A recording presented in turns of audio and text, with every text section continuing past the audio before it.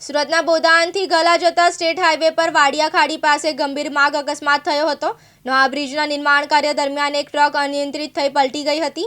આ દુર્ઘટનામાં ટ્રકમાં સવાર અંજલિ નામની મહિલાનું ઘટના સ્થળે જ મૃત્યુ થયું હતું, જ્યારે તેના પતિ અને 2 માસના પુત્રનો ચમત્કારિક બચાવ થયો હતો। મળતી માહિતી મુજબ મહિલા તેના પતિ અને પુત્ર સાથે ટ્રકમાં મુસાફરી કરી રહી હતી। વાડિયા ખાડી પર નવા બ્રિજનું કામ ચાલુ હોવાથી રસ્તો જોખમી બન્યો હોવાનું સ્થાનિકો જણાવી રહ્યા છે।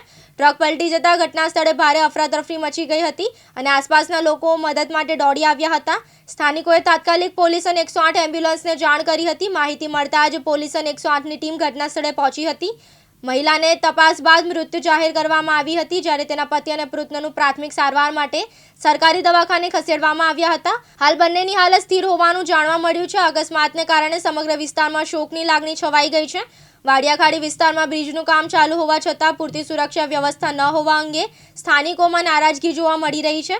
પોલીસે અકસ્માતના કારણો અંગે વધુ તપાસ હાથ ધરી છે। ઈશ્વર સોલંકી, દિવ્યાંગ ન્યૂઝ, માંડવી, સુરત।